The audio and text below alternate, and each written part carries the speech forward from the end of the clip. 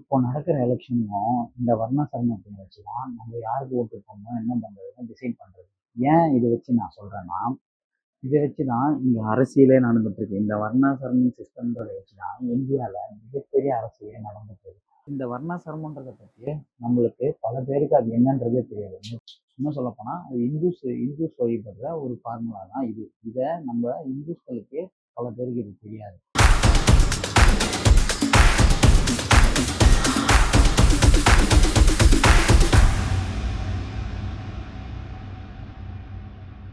வர்ணாசிரமன்ற விஷயத்தை கொண்டு வந்தது இந்த பிராமின்ஸ் இருக்காங்க, ஆரியர்கள்ன்ற கூட்டம் தான் இந்த விஷயத்த ஃபாலோ பண்ணிட்டு இன்ன வரையுமே டில்டேட் வரையுமே இது மாதிரி தான் இந்தியாவில் நடந்துட்டு இருக்கு.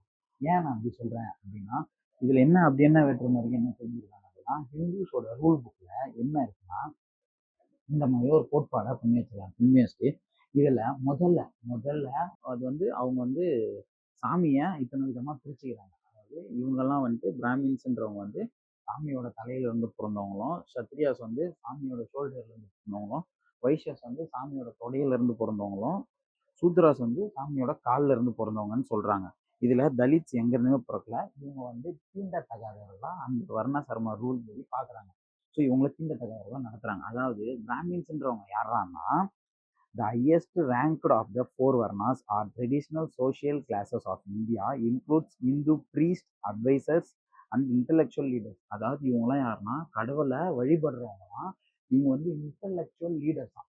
அதாவது இன்டலெக்சுவல் அறிவு சார்ந்த லீடர்ஸ் நாங்க தான் அப்படின்னு இவங்க கிளைம் பண்ணிக்கிறாங்க அந்த வர்ணாசிரம ரூல் படி. அடுத்தது சத்ரியாஸ்னா யாருன்னா, the second highest of the varnas includes rulers, military leaders and large land owners. அதாவது இவங்க மிலிட்ரி இருக்குல்ல, அந்த மாதிரி ஒரு போருக்கு போற அந்த படை இருக்குல்ல, அந்த படைக்கான தலைவர்களும் இவங்க நிறைய லேண்டை வச்சிருக்க லேண்ட் ஓனர்ஸா இருக்காங்க. நிறைய லேண்டுக்கான ஓனர்ஸா இவங்க பெரிய பெரிய கூட்டத்துக்கு இவங்க தான் தலைவர்கள் அப்படின்னு அடுத்து சத்ரியாஸை சொல்றாங்க. அதுக்கப்புறம் வைஷ்யாஸ் யாருன்னா, third highest of the four varnas includes merchants, traders and farmers. இவங்க ட்ரேடிங்ஸ் பண்றவங்க, அதுக்கப்புறமா விவசாயம் பண்றவங்க. அதாவது இந்த லேண்ட்ஸ் இருக்குல்ல, அவங்களோட லேண்ட்ஸ் இவங்கெல்லாம் குத்தகைக்கு எடுத்தோ இல்லை இவங்க லேண்ட்ஸ் வச்சு இவங்க அதெல்லாம் விவசாயம் பண்ணி இவங்க அந்த ட்ரேட் பண்றவங்க இடத்துல இவங்க இருக்காங்க. அடுத்து சூத்ராஸ்னா யாருன்னா, the lowest rank of varna traditionally includes artisans, labours and servants. அதாவது இவங்க 3 பேருக்கும் இவங்க தான் வேலைக்காரங்க. அதாவது இவங்க லேண்ட்ஸ் இருக்குல்ல, லேண்ட்ஸு அந்த அவங்க செய்யற விஷயங்கள், இவங்களுக்கு இப்போ இந்த மிலிட்ரினா இவருக்கு கீழே ஒரு ஆட்கள் வேலை செய்யணும்னா அது எல்லாமே இந்த சூத்ராஸ் தான். இவங்க 3 பேருக்கும் வேலை செய்யற ஆட்கள். இவங்க எதுலையுமே லீடர்ஸாவோ இன்டலெக்சுவல்ஸாவோ ஸ்பிரிச்சுவல் தலைவர்களாவோ எதுலையுமே இருக்க மாட்டாங்க.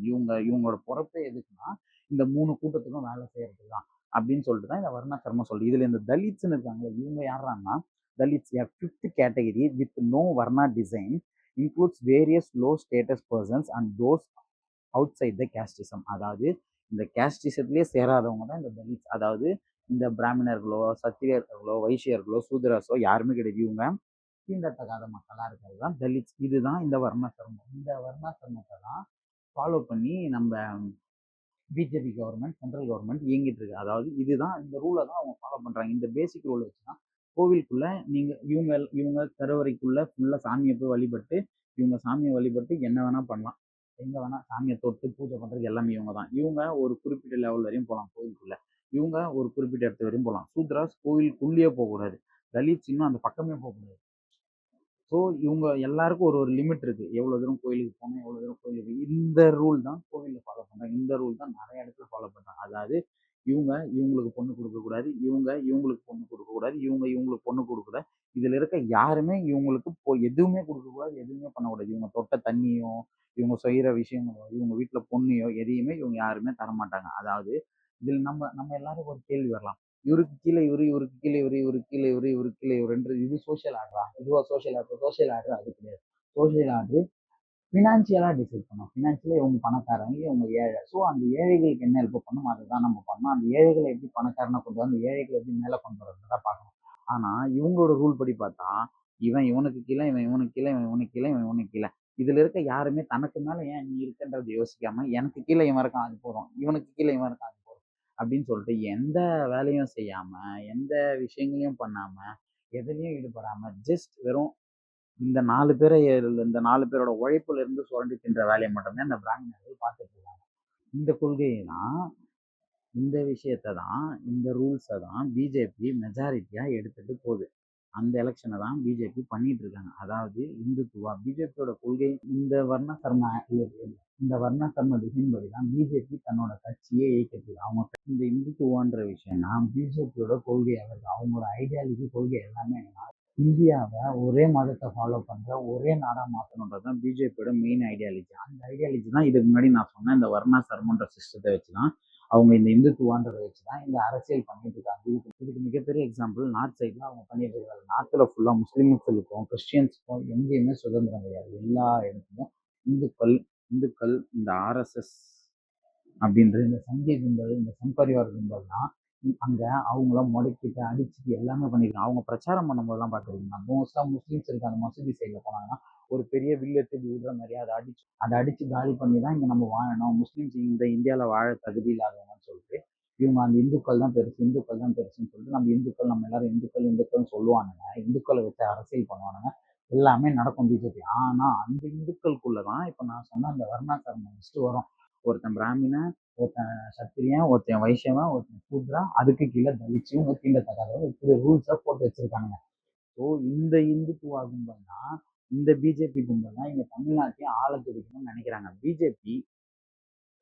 பிஜேபி ஆள்ற எல்லா மாநிலத்திலுமே அவனுங்க அந்தந்த மாநிலத்துல பேசுற மொழிகளை கட்டுப்படும். பிஜேபி இன்னும் மெயினா எதை காலி பண்ணணும்னு நினைக்கிறாங்கன்னா அந்தந்த மாநிலங்களுக்கு கொடுக்குற முக்கியத்துவம் வழிபாடுகள் இருக்குல்ல, வழிபாடுகள் எதை நோக்கி வரணும், தன்னோட மொழியை நோக்கி தான் வரும். ஸோ அப்படி அந்த மாதிரி ஒவ்வொரு மொழியையும் அவனுங்க கொஞ்சம் கொஞ்சமா காலி பண்ணிட்டு எல்லா மாநிலங்களையும் இந்தியை திணிச்சுட்டு வரானுங்க. அதாவது அந்த மாநிலத்தோட தாய்மொழிகள் மகாராஷ்டிரால மராத்தி அந்த மாதிரி இந்தியாவில் மொத்தம் இருக்கிற எல்லா மாநிலங்களையும் அந்தந்த மாநிலத்துக்கு ஏற்ற அந்தந்த தாய்மொழிகள் இருந்துட்டு தான் வரும். அந்த மாதிரி எல்லா மாநிலத்தில் இருக்க மொழிகளையும் அவனுங்க அழிச்சிட்டு இந்திய திணிச்சு வரானுங்க. அதையே தான் இன்னைக்கு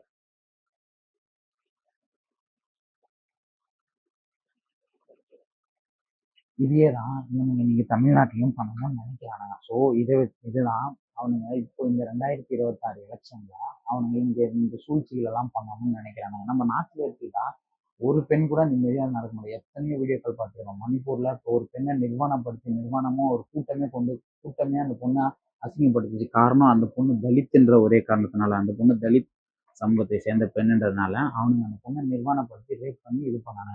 நாட்டில் எவ்வளோ விஷயங்களான ஒரு மருத்துவம் சரியா கிடையாது, ஒரு மருத்துவமனை சரியா கிடையாது, எதுவுமே அங்கே கிடையாது. நீ ஒரு தலித் இந்துவா நீ அங்கே வாழவே முடியாது. உன்னை கொடுமைப்படுத்தான ஒரு முஸ்லீமால அங்கே இருந்த சந்தோஷமா வாழலாம். அந்த மாதிரி விஷயங்கள் எல்லாத்தையும் அவனுங்க தமிழ்நாட்டிலையும் கொண்டு வரணும்னு நினைக்கிறானுங்க.